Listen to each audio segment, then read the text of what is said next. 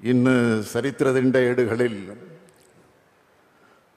തങ്ക ലിപികളിൽ രേഖപ്പെടുത്തേണ്ട ദിവസമാണ്. പ്രവേശനം നിഷേധിക്കപ്പെട്ട വൈക്കത്ത് തந்தை பெரியாரினை നമ്മൾ ஒரு ஸ்மகாரம் நிமிச்சிட்டு உண்டு. ஒரிக்கல் தந்தை பெரியாரினை அரெஸ்ட் செய்து ജയിലിൽ അടച്ച വൈക്കത്ത് തന്നെയാണ് തമിഴ്നാട് കേരള സർക്കാരുകളുടെ പേരിൽ നമ്മൾ ഈ പരിപാടി ആഘോഷിക്കുന്നുള്ളത്. தந்தை பெரியாருக்கு எதிராக யாகம் எடுத்த ஊரில் இன்னைக்கு புகழ்மாலை சூட்டி இருக்கக்கூடிய நிகழ்ச்சி நடந்து கொண்டிருக்கிறது. இதுதான் பெரியாரின் வெற்றி, பெரியார் இயக்கத்தின் வெற்றி, திராவிட இயக்கத்தின் வெற்றி. அந்த வகையில் சமூக நீதியின் வரலாற்றையும் இந்த நாள் பொன்னெழுத்துக்களால் பொறிக்கப்படும். பெரியார் தொடங்கிய திராவிடர் கழகத்தினுடைய தலைவர் ஐயா ஆசிரியர் அவர்களுடைய முன்னிலையில் பேரறிஞர் அண்ணா அவர்களால் தொடங்கப்பட்ட திராவிட முன்னேற்றக் கழக தலைவரான நான் தமிழ்நாட்டினுடைய முதலமைச்சர் என்ற பொறுப்போடு இந்த நினைவகத்தை திறந்து வைக்கிறது எனக்கு கிடைச்சிருக்கக்கூடிய மிகப்பெரிய வரலாற்று பெருமையாக அமைந்திருக்கிறது. இந்த நேரத்தில்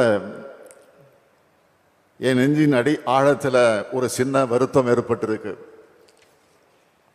அது என்னன்னா, இந்த காட்சியை காண நம்முடைய முத்தமிழறிஞர் தலைவர் கலைஞர் அவர்கள் நம்மிடையே இல்லையே என்ற எண்ணம்தான் அந்த வருத்தத்துக்கு காரணம். கடந்த ஆண்டு மார்ச் மாதம் 6ஆம் நாள் தோல் சீலை போராட்டத்தோட 200வது ஆண்டு விழா நாகர்கோவிலில் நடந்தது. நானும் சகாவு பினராயி விஜயன் அவர்களும் அந்த நிகழ்ச்சியில் கலந்து கொண்டோம்.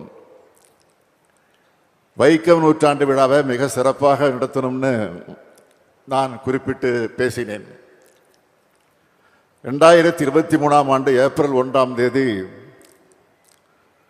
கேரள அரசின் சார்பில் மிக சிறப்பான விழாவாக ஏற்பாடு செஞ்சு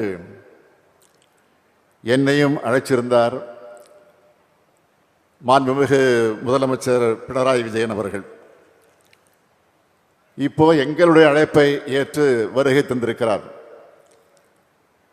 இந்திய அளவில் ஆளுமை மிக்க தலைவர்களை ஒருவராக விளங்கக்கூடியவர் மாண்புமிகு பினராயி விஜயன் அவர்கள். பெரியார் நினைவகம் மற்றும் நூலகம் கட்டுவதற்கான அனுமதியை தந்தது முதல் எல்லா முன்னெடுப்புகளுக்கும் அவர் உறுதுணையாக இருந்திருக்கிறார். அவருக்கும் கேரள அரசுக்கும் கேரள அமைச்சர் பெருமக்களுக்கும் அதிகாரிகளுக்கும் என்னுடைய அன்பையும் மரியாதையும் நன்றியும் நான் இந்த நேரத்தில் தெரிவித்துக் கொள்ள விரும்புகிறேன்.